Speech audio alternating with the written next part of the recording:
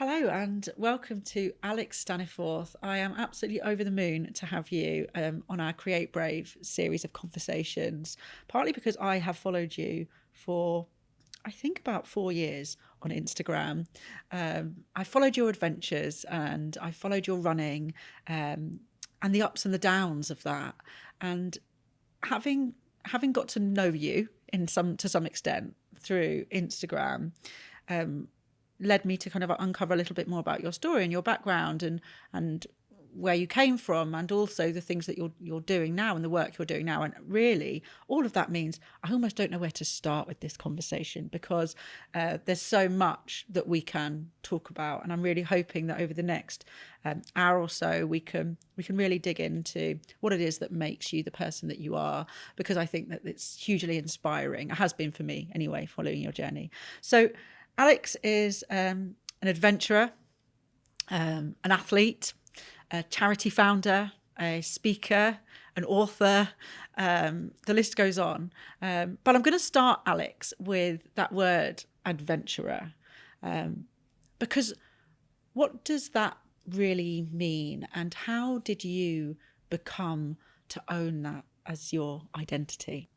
Yeah, thanks, Claire. I think adventurer is a pretty cool job title. I kind of was given it and chose it. For me, what it means is just someone that, has an adventurous way of life and perhaps takes on those adventurous challenges on a regular basis. I mean, adventure can mean anything. It could just be trying a new cafe. It could be traveling around the world in a yacht, But generally the people that use that term, and I count myself in that, is someone that enjoys being outside in nature, combining, outdoor sports and physical sports and just trying to challenge myself on a regular basis. How did it start? I was never your born adventurer. I think some people it's, instilled in them from an early age and, perhaps in their family, but I had a really kind of normal start in life. I was born in Chester, so not a lot of mountains there. And I had a great start. My parents gave me a really good kind of foundation and I've always had to work hard for things in life, but they've always given me everything I needed from an early age. And everything was kind of fine and comfortable until I was about 9 and had epilepsy. So I remember one day I woke up under the table in the biology class in school, and I wasn't trying to hide the class. I was, 1 minute I was a student, next minute I was, I guess I was a class myself. I was a specimen, and that was when I had epilepsy, and I was diagnosed, and I was, put on medication at the time, which brought it all under control. And, that stopped the seizures, but actually that epilepsy experience at an early age, at 9 was pretty traumatic, and that led to having a stammer, which I've had all my life. I was badly bullied all the way through school because kids are very kind and considerate. I hated sport. It wasn't like I was the kid that was really into it from an early age or had any kind of natural ability. I was hopeless. I hated sport. Still remember year 7 high school, coming second to last in cross country out of all the class, and the humiliation and the embarrassment of that. And if you add all these things into one, the stammer, the epilepsy, the bullying, I had no confidence at school. I had no self-esteem. I believed I was a victim. I believed I was born to fail, and having a stammer especially means that I can't really express myself that well. And it's strange. Now my day job is motivational speaking. I speak to 500 people in the room, and yet I might get on a bus and I can't buy a bus ticket, or I can't thank somebody or say hello. So the whole world just felt like a threatening place to be, with, panic attacks from an early age. And finding the outdoors when I was about 14 is when everything changed, and for me, adventure became a way of life. It became a way of overcoming all this adversity and seeing the opportunity in it and really finding myself. And ever since then, I've not known life without adventure, and it's been my way of, climbing above all that stuff and really trying to discover my full potential. I just find it so astonishing and you must as well, to look back at 9, 10, 11-year-old Alex who did, can't be taken last in cross country and wasn't athletic and lacked that confidence and saw himself as a victim, with the man kind of sat in front of me now and the accomplishments that you have. And I don't know, I wonder that if those experiences at a very young age were the driver for you to, was it proving to yourself, proving to the people who bullied you or the people who didn't believe in you? How did that stoke the fire so that when you finally found yourself in those situations in the mountains, you realized that there was something deep within you that you could use those negative experiences to conquer and find strength? Yeah, for sure. And interestingly, I was having a chat with somebody last night at a talk I did, and afterwards he just came to me and said that he'd also had a lot of that at school. He was bullied really, really badly as well, and not just name calling, but to the point that literally I started actually cycling to school every day, which is a 10-mile round trip, just to avoid all the abuse and the stuff on the school bus, which got me into cycling, so that's one good thing. And then I had my bike tire slashed, I was spat on, I had bottles thrown at me, and all these things. And no one should ever be forced to feel like that. But what we were talking about last night was actually like, are there any benefits to that? And I mean that in a good way. We don't want to encourage bullying, but actually it does make you stronger and more resilient. Well, it can do. It can go one of two ways. And for me, it did spur me on. It almost made me want to like raise a middle finger and say, right, watch this. But that didn't happen overnight. And I think the moment came when I was about 14, as I mentioned, and I was invited hill walking, and that was in the lakes with my friend Tom and his family. And that was something I'd never really done before. My parents, they definitely got me into, involved in the outdoors in the sense of, walking the dogs in the forests. I lived on the edge of a big forest, so we spent a lot of time in there and, in the caravan in North Wales. No like big mountains or challenges, but nature from an early age, I was fascinated by it. And it was one place that, even with the anxiety and all the health worries, I felt safe. Even from an early age, I was interested in wildlife and just being in green spaces. But I'd never done anything like that. And my dad had done a few marathons, he'd done a few mountains, but nothing particularly kind of hairy. And he was the one who inspired me to kind of start running, so it's all his fault. But then when I was invited hill walking, it was like, this is something I've never done before. And I recall I was still struggling a lot at the time, because I remember us being in a restaurant in Keswick and having a panic attack, so I was only still quite young. But that mountain, that day in the mountains absolutely blew my mind, because I still remember that feeling of just like, wow, there's a whole world out there. And this sense of achievement and confidence and curiosity and this freedom that I'd never had before. And, 14, you're naive, you think you can take on the world. And I remember asking this question, where is Mount Everest? And I asked Neil, my friend's stepdad, and he told me, it's in Nepal and Tibet. So being Gen Z millennial, I went online and started researching it. And I just came across that, real people had climbed the highest mountain in the world. And I remember seeing a photo and thinking, that is exactly where I want to be. That is my idea of success. And that's my way of proving myself and the bullies wrong. So although it really was traumatic at the time, I am grateful for the bullying, because I think without that fire, I wouldn't have made it happen. And I think nowadays there's a risk in schools that we take away too much challenge. Bullying is an even bigger issue now, because now it's online. I mean, I wasn't that old, but back then it wasn't that big, but now it can happen anywhere. But I do think we need to teach young people to deal with it in a better way, and without it becoming personal. But for me, it was a motivator. So much of what you've just said just blows my mind. You're 14 years old, and you have so much taken away from you by other people's behaviours, and then you find yourself on the hillsides in Keswick, and to me it just sounds like that refilled back, or brought back at least some of what they had taken away from you. But to go from that point to, where's Everest? And I'm going to go and climb it is such a huge ambition at such a young age. And it's astounding that your first Everest adventure was at the age of 18, right? So you made it. You went out there, and just the experience of getting to that point, how did you go about preparing? Again, you're not surrounded by people who are adventurers or explorers, and you must have said to a few people, yeah, I'm going to do this. I'm going to go and climb Everest. And I'm sure people's reaction was, okay. Yeah, sure, it was. And I think we've all made bad decisions at 14, right? I mean, it was, thing is, at the time it was a distant goal. I committed, but, people think, oh, it's just a phase. And my parents were less keen on the idea. I'm an only child as well, which probably didn't help. And I think my mum would have rather me focus on my A levels at the time. I was the GCSEs at that point. But I think what then happened is when I found the outdoors, as you say, I found a way to really, overcome all that personal challenges and actually kind of find my potential and almost make up for all that lost time. And I started to consciously move towards the goal. I was doing a lot of hill walking in the lakes in Snowdonia. I started rock climbing. I was paragliding, scuba diving, mountain biking, running. I just found this passion for challenge. And for the first time, I wasn't afraid of being different at school. Like, I didn't need that approval anymore. I kind of wanted to be different. But actually, that was just, that was at that point, it was just a dream. And we all have dreams, and we never do them because we find lots of reasons not to.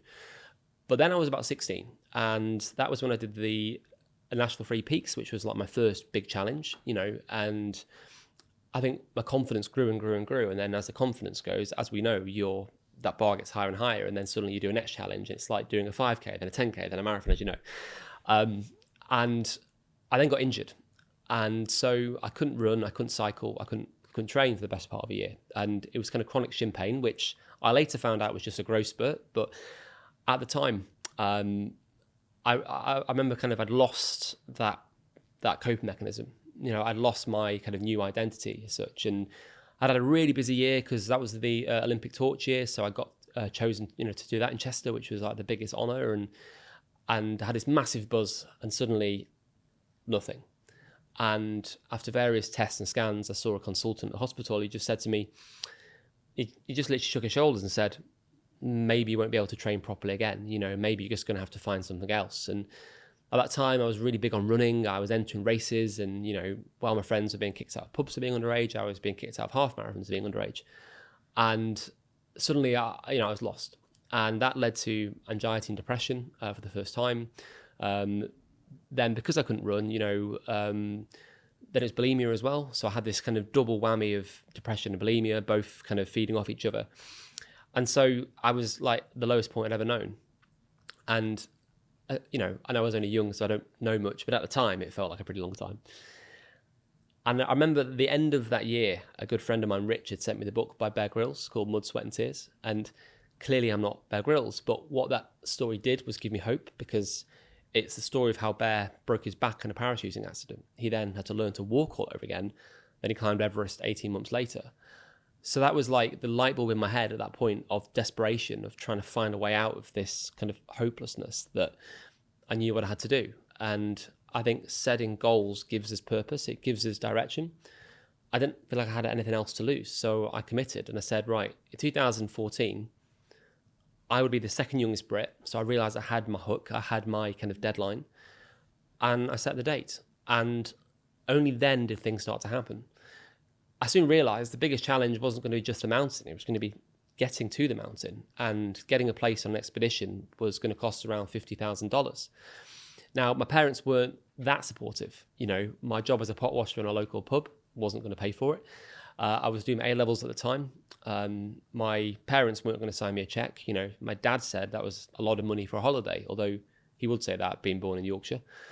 So I was going to have to find a way I'll make one, and just having a deadline, and then really having a plan. I spoke to lots of climbers trying to work out, right, what do I need to do to go from, the Three Peaks in Mont Blanc to the Himalayas. Mont Blanc is only just over half the height of Everest. Things then went very, very quickly between 16 to raising $50,000 to going to Everest for the first time in March 2014, 18. Incredible. So before we get into the kind of the Everest and Three Peaks and everything else that we need to talk about, what I'm really getting from the way that you speak about challenge is that when you're in a position where life is throwing you challenges that you can't control, the way that you seem to dig yourself out of that is by putting in your future a challenge that you can control. So it's almost like that lowest point that you were at when you were suffering from bulimia, anorexia, depression, everything that you'd worked to build up about yourself and your identity was being potentially stripped away from you, which must have been horrendous, particularly at the age that you were, your way out of that was almost to hook onto something even higher and harder, and think, this is how I'm going to drag myself out of this, which is very uncommon, I think, and perhaps is just almost like the narrative of your life. This is this sense of constantly laying down these building blocks of resilience, and no one's going to prove it to you. You're going to prove it to yourself that you can, and that you are that person. And it's a really incredible lesson. And I think that, breaking down that ultimate goal of Everest into these subsequent stepping stones that you knew if you just followed the path, you would get there in the end, is really a powerful, I think, process to achieving. But things didn't quite go to plan, did they? Not quite. And just on that point, I think we have that human need for control. And that's a really interesting observation. And I think in hindsight, depression and bulimia are often about kind of trying to find some control over a situation which feels completely outside of your control. And the bulimia started because I couldn't run. I couldn't kind of have that exercise, that those endorphins, that kind of management of food and calories. And working in a restaurant at the time didn't help because I was surrounded by food, and I was trying to cope with this stress and uncertainty. And when am I ever going to be able to achieve my goals? And I'm very much a perfectionist. I'm all in or all out. So I'm not very patient with things. And so that was kind of how the bulimia started, was just a way of trying to control my health and my diet. And ironically, it's probably the worst thing I could have done for my health. And it ended up being, an 8-year battle of misery. And with Everest and all these things, I think from an early age, I think I kind of managed to get that kind of programming that actually, setting challenges is a way to fight back. And now that's just my default response, is like, come back to what I do now. But Everest was the biggest one because I spent a year on the fundraising, had to raise all this money through corporate sponsorship, which was a full-time job in itself, contacting, thousands of companies across the UK, email after email, finished my A-levels, and it became a full-time job, although pretty much was before my A-levels. And there was no guarantee of success, but I knew that I could only let myself down. Like, if I didn't work hard enough, I only had myself to blame. And it was in February 2014, I got the one yes I needed, the one big sponsor. And in this time, there's also all the training as well.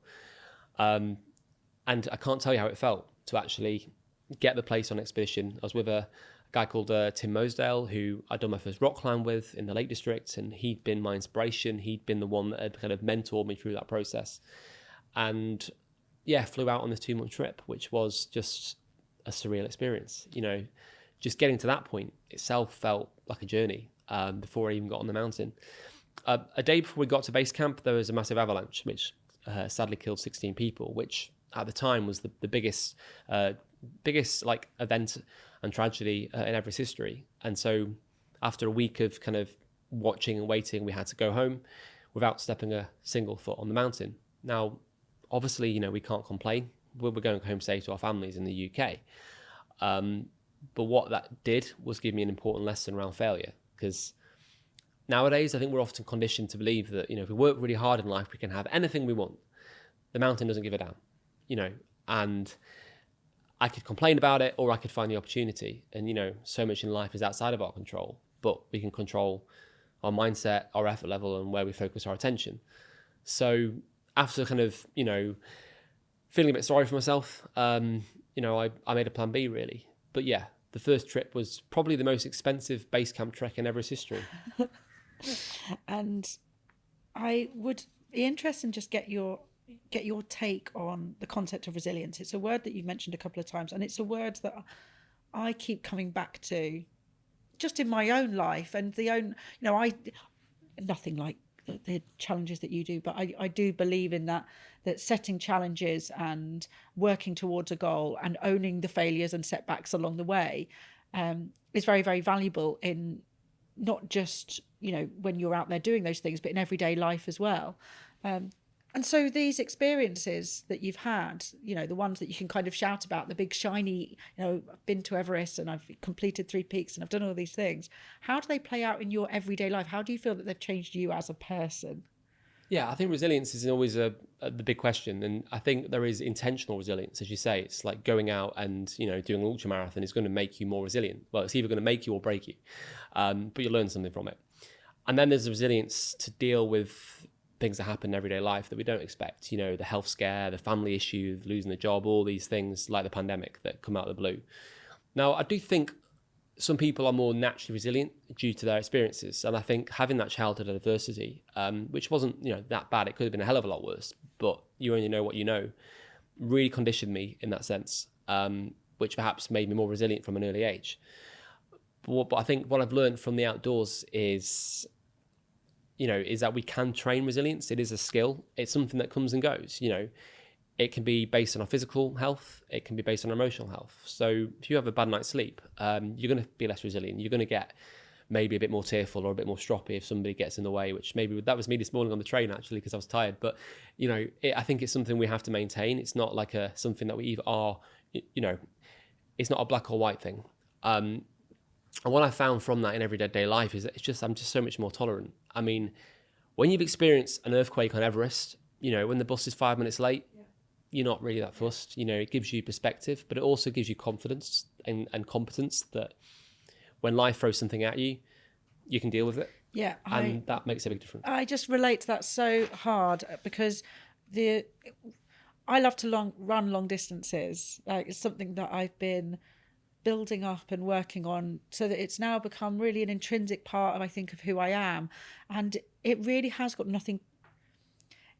It's got nothing to do with how that appears on the outside. It's everything to do with what I feel that does to me on the inside and the way that I can show up in my own life, and the belief that in doing these things, I am giving myself the opportunity to live life to my full potential, not because of the run itself or the event itself, but because of the training that's required, the dedication, putting myself in troubling situations and overcoming them and trusting myself that I can. And it really does feel like this mindset training above everything else.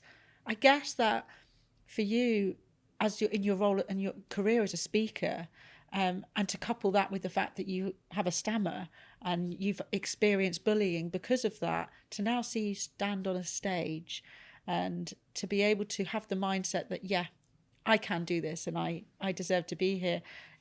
The two must play into each other, building that kind of sense of courage and of who you are. I think so, definitely. And I think it's also very situational because, yes, doing hard things builds our ability to do hard things. But, for example, put me on a stage in front of 500 people, put me on a mountain in a howling gale on my own, and I'd be quite confident and comfortable. Put me in a bar full of strangers, put me in a nightclub, and I would literally rather just like hide under a table, because I haven't got that confidence, that skill in that situation. So it's not universal, and I think that it doesn't make us invulnerable. It's something we have to work on. But for sure, like, I think what it's done in everyday life is just made me realise that whatever happens, I've generally been through worse, or I can get through things, or I can apply the same tools. So it does tie into that, but people should know and often don't realise that, I could be stood on stage looking perfectly like I've got it all together, and then a few hours later I could be in a real trough. And after Everest doing my talks, like, I was in a real bad place, but people wouldn't have told, because I was pretty good at faking it. So we all have the bad and the good days, but I think it's about how we keep on showing up regardless, really, and doing the hard things on a regular basis, I think, is how we build that. Yeah. But it's interesting as well, isn't it, that you still have to allow yourself to have the space. I think there's so much, and we will come on to this at the end, because I do want to ask you what's next.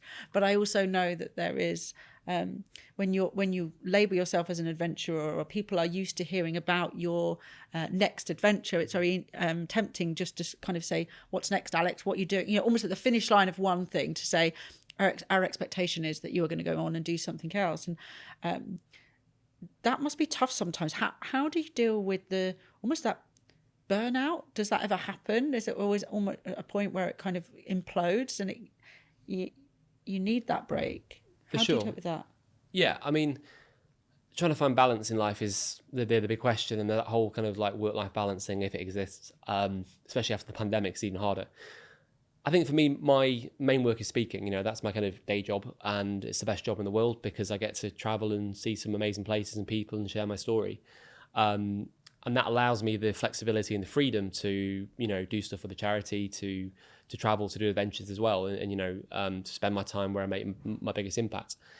But trying to balance the time between them all can be hard. And there was a time in 2021, when the charity was about a year and a half old, and it was just growing so big, so fast. And again, as I said before, I'm all in or all out. And when you're passionate about something, it's really hard to form that kind of boundary. And, I was trying to manage my speaking work. I was trying to, I had no choice but to put all this time in the charity to help it grow fast. And me and Chris, our co-founder, were both frazzled, which is ironic for a mental health charity. And when you're resentful, when you're actually struggling as a result, you can't leave from that point. And I remember our chair saying to me in the charity, like, if I go down, the charity is going to go down too. Like, it relies on me. And therefore, it's about doing the best thing for the organization, not for myself, which actually was also doing the best thing for myself, which was trying to focus on my strengths and things I'm good at, which isn't accounts or business. I don't have a clue about that. I just like telling stories and doing challenges. And the burnout piece is something I've learned from actually is just to let go, which is really hard because the charity is my baby, and I apply the same ambition to that as I do to everything else I do.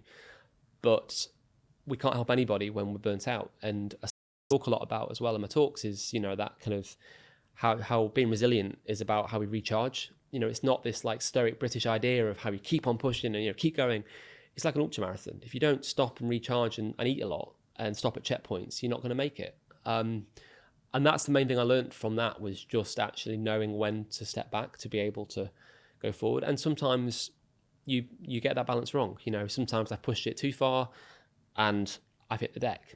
But next time you have a better understanding of that kind of capacity. And I think with that kind of burnout piece, I remember that year going for a week in Malta and I just turned off my phone, I turned off my social media, my email, and it was absolutely spiritual. It was just like healing, just to stop.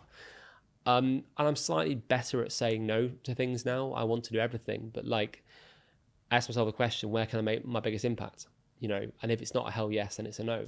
And it's hard. It's hard, but I think one way of managing that has been every week I try and have one day where it's like I'm outside most of the day and I'm not doing kind of, big work. I might do the odd jobs because there are times when it's busy. I mean, October has been my busiest month ever for speaking work, and inevitably you're going to go in the red. That's okay as long as you have some kind of break schedule, as long as you can see the finish line. It's when it's relentless that's not sustainable. Yeah, I mean, as a business owner, I can totally relate. It does sometimes feel that hamster wheel, and you lose the control that you should have because you are the owner of the business or the founder of the charity. Yep. And then once it starts to spiral, it gets dangerous. And I want to just double back very briefly, just to get a better understanding about the charity that you founded, and where and how it came about. You talk about being in a position where you want to always make an impact, and I think that it's safe to say that the work that you've done through Mind Over Mountains is exactly that. So tell us a bit about Mind Over Mountains. Yeah, so Mind Over Mountains was never really planned. Like I never planned to start a charity. People said I should, but I always said, well, there's too many charities out there. But off the back of Everest, so again, skipping back again, but I eventually got the sign off the universe that maybe big mountains weren't for me and needed another challenge, and actually started to look for success close to home and had this kind of brainwave of, okay, how can I make a bigger difference without flying halfway around the world on this mountain that keeps trying to kill me? So came up with an idea called Climb the UK, which was trying to climb to the highest point of all the 100 counties in England, Wales, Scotland, and Northern Ireland.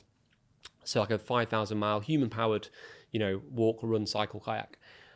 And the first time where it literally just depended on my ability to keep on going every day and to get people involved with that journey. Now, off the back of that, I was obviously fundraising on mental health, and it was the first time that I openly shared my own story. Like I posted a blog about my depression, my eating disorder for the first time, and that was one of the most terrifying things I've ever done. Like it was, what the world going to think? Oh my God, And I don't regret it one bit. I only wish I'd done it sooner. But off the back of that, there was a bit of PR, and that challenge was actually a success. It was the first one I actually completed. And what struck me from that journey was that it took me longer to get the help I needed for my depression and my eating disorder as a young man than it did to cycle 5,000 miles around the country, which says a lot around the state of things at the moment, and they're probably not getting much better. And I think at the same time as that, I got approached by a group who wanted to organise an event around the outdoors and mental health. And for me, that's been my antidepressant. It's been the best medication I've ever been on. I think it's something that everybody should have access to. And I wanted other people to experience what coaching and mentoring had also done for me. So I contacted Chris, who was my earliest coach and mentor, and together we designed this weekend retreat in the lakes, combining hill walking, coaching, counselling, mindfulness, and inspirational speakers. Because I thought I wanted something that's going to make a bigger impact, give people some tools, not just like a nice weekend away, because that helps, but then we come back down again. And that combination, we were so blown away by the impact it had over 2 days in the lakes in May 2018 that we said, right, we need to do more of this. So Chris and I did the event again the following year by ourselves. And again, we realized we wanted to start a charity so that we could actually reach the people who needed it most.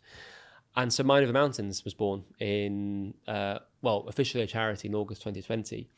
So it literally came about off, I guess, a combination of getting an email off Adventure Uncovered and the guys there. They had the idea, we made it happen, and also being open myself and that kind of vulnerability piece. And like that was how they heard about me, and I'm so grateful for that, really.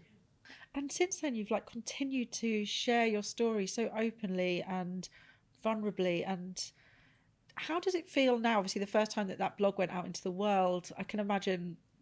Well, I can't imagine. It's really, really terrifying for anybody. But you really put yourself out there. And since then, you have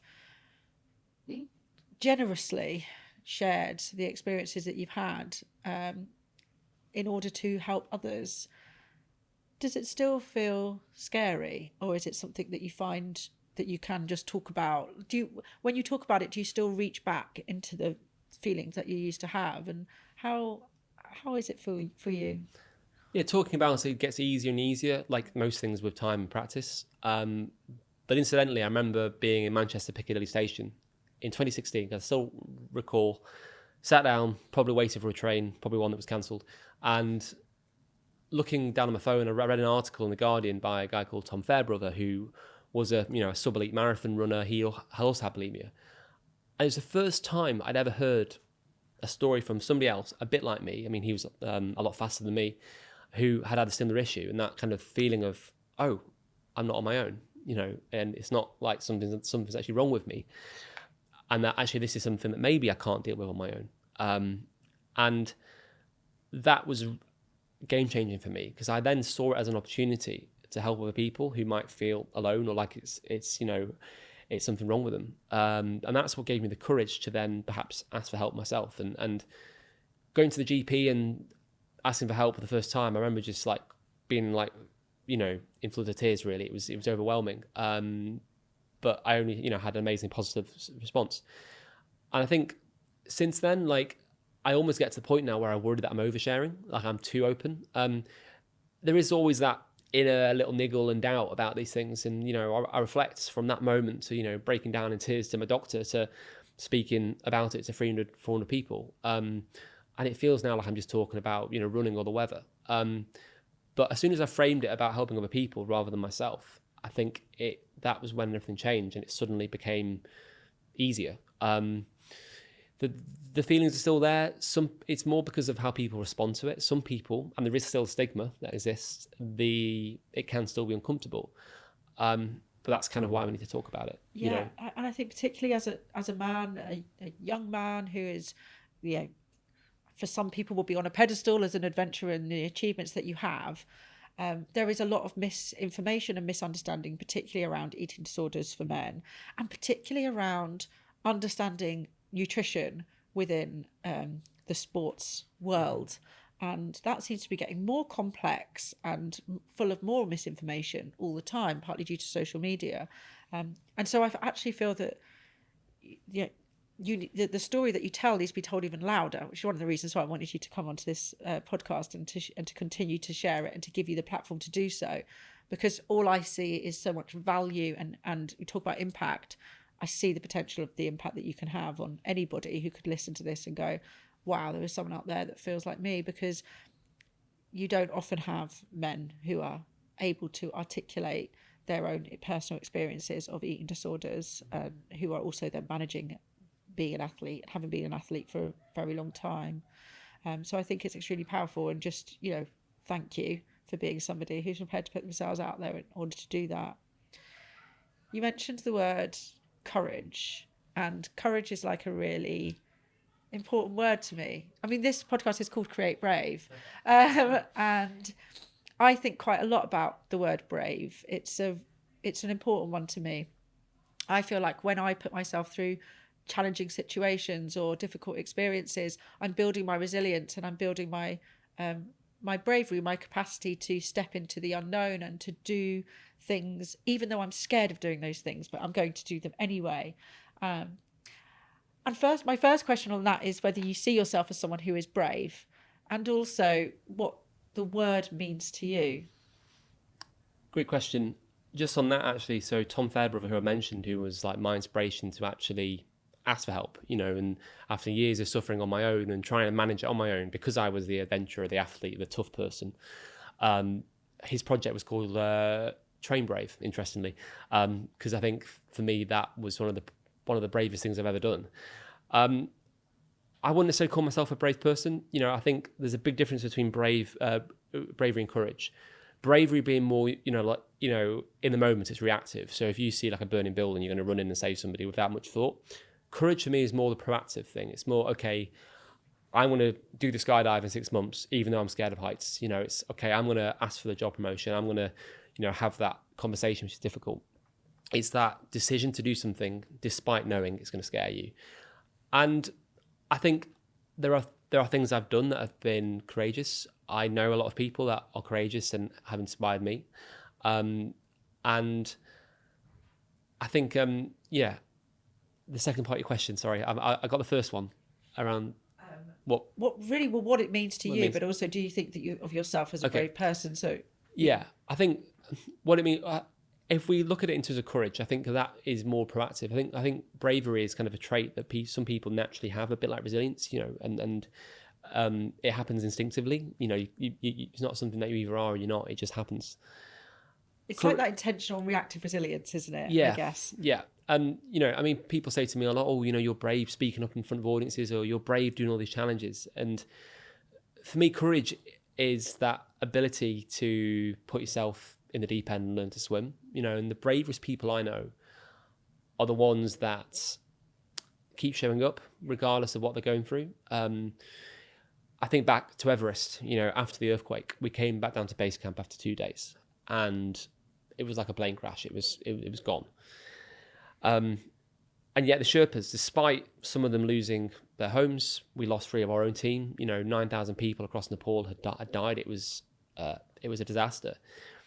Those Sherpas still showed up. They still came to cook for us, to help us. That was their job. They had that sense of duty.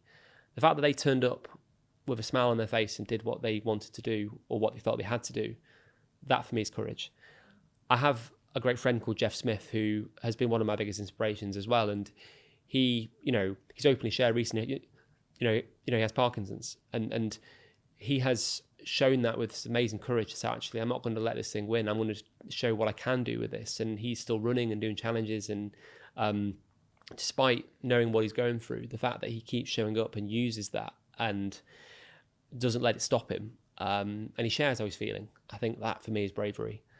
And the people that are going through the worst battles and just keep smiling and keep doing things like that, for me, is what I would aim to be.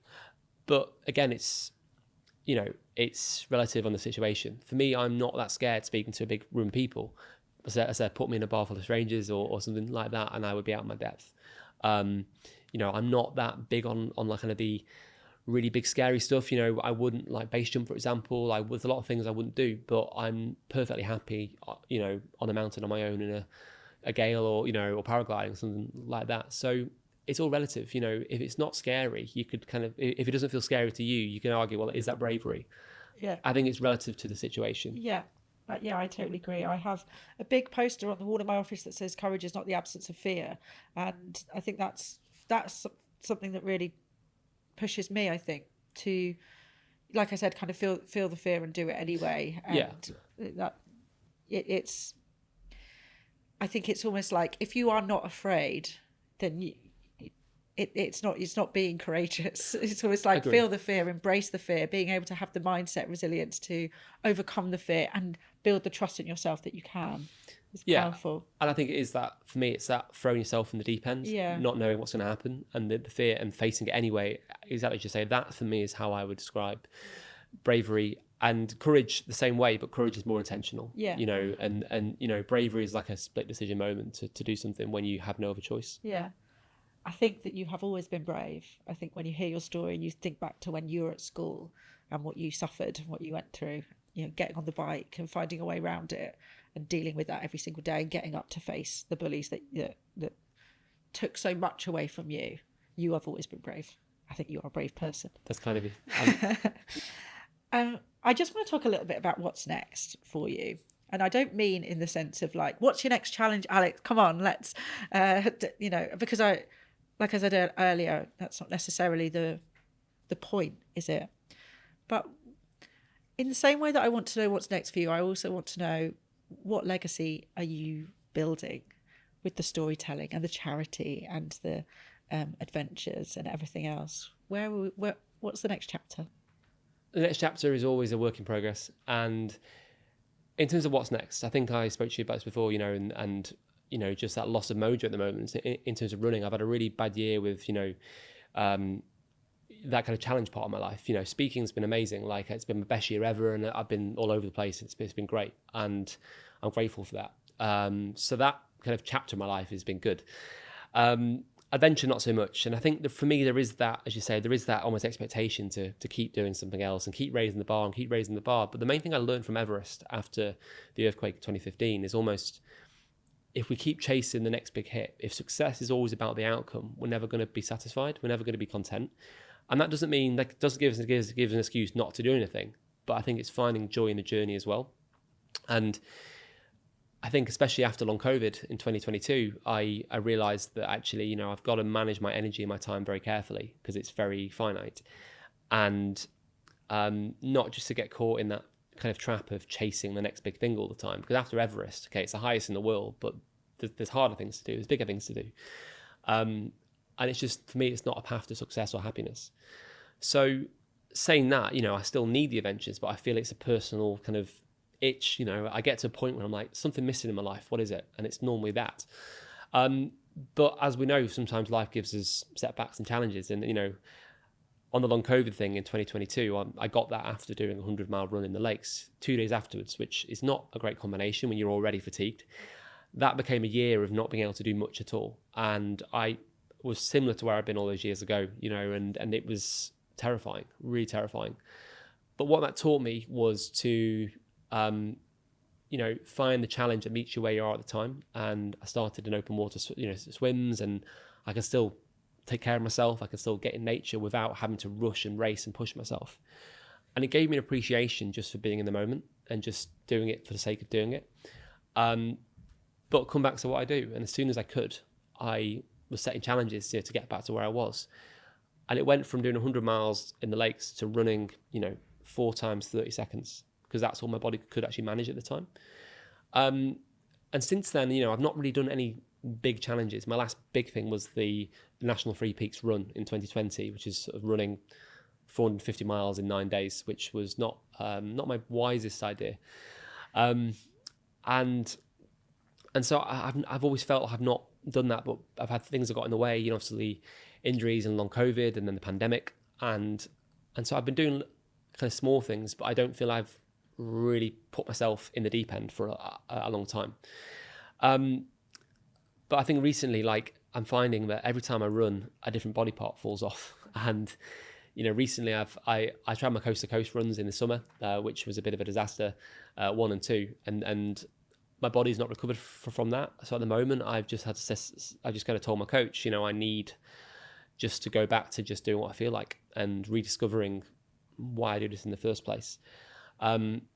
We've just launched a project in a charity called Project 500, which is trying to fundraise £500,000 by June next year, which is my 30th birthday, just so we can scale the charity to a whole kind of new level and we can help thousands more people with our events.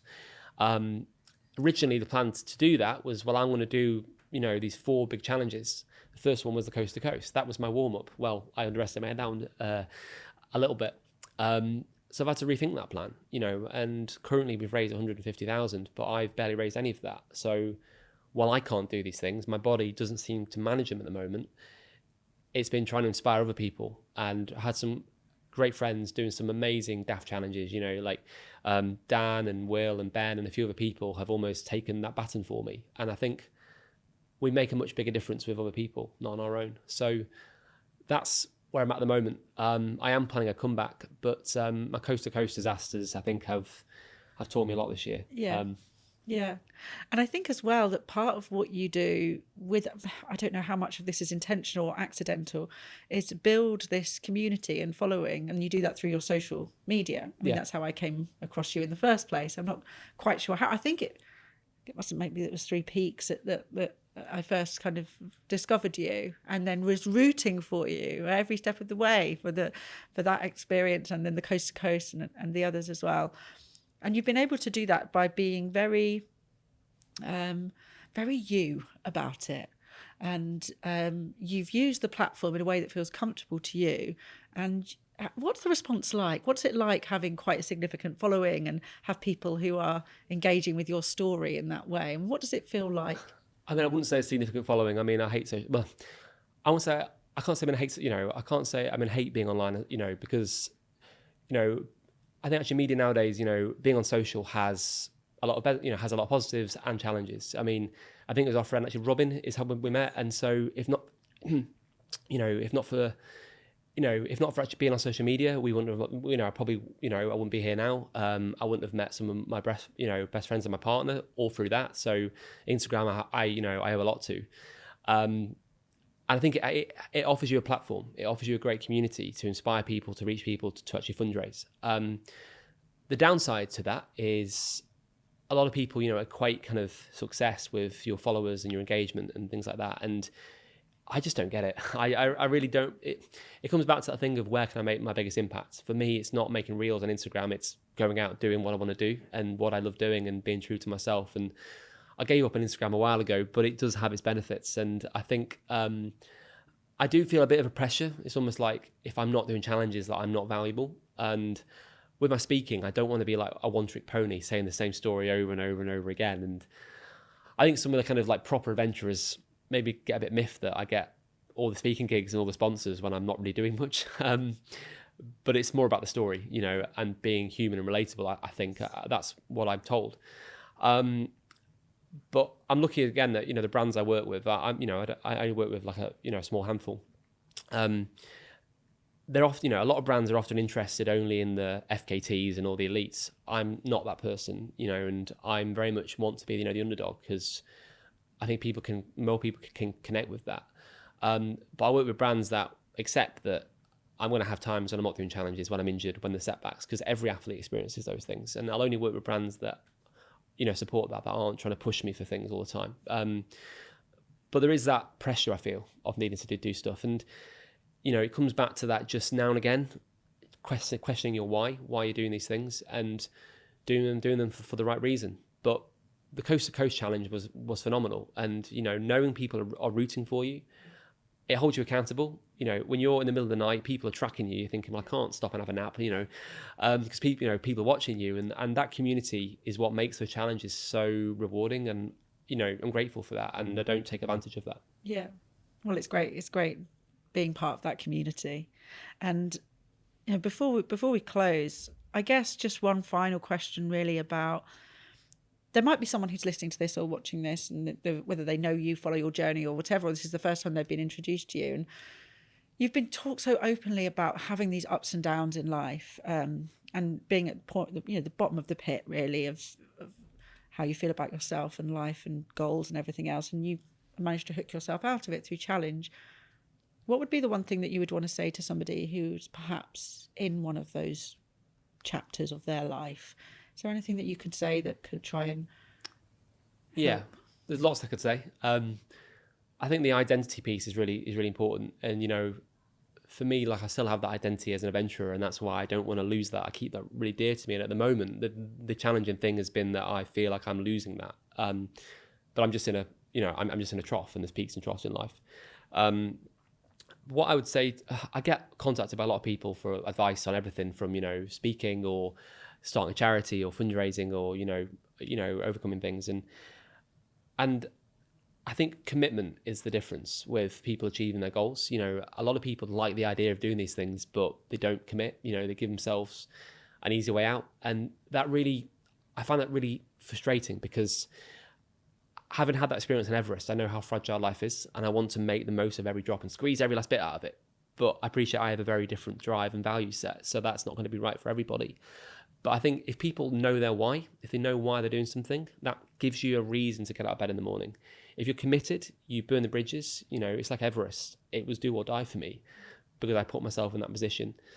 But I think having your why, having something to aim for, gives you direction. And when you're feeling lost, you've got to keep moving forwards. And it might not be the massive things. It might be the small steps. It might be the next milestone. And we all need help sometimes, because we often can't see things from that perspective. And having great mentors in my life has been a massive part of that. When I'm stuck, is having people just to change the way I see something, is what I'd always say to people. So yeah, it's commitment, it's purpose, knowing your why, and it's getting a different perspective, and getting outside is a very good way to change that perspective as well. Yeah. Alex, can I just be really honest with you? I think you are one of the most thoughtful and inspiring and intelligent people that I've ever had a conversation with, and I absolutely love hearing your story and your thoughts. And I think so much of what you say, I just want to nod along so vigorously, because I am so on a level with the things that you talk about, and I think that a lot of other people will be as well. Deeply thank you for coming on and talking to us. And yeah, I am certainly right behind you in your journey and supporting you and cheering you on. And yeah, just thank you so much for sharing so openly and honestly with me today. Appreciate it. Pleasure. Thank you for having us. Thank you.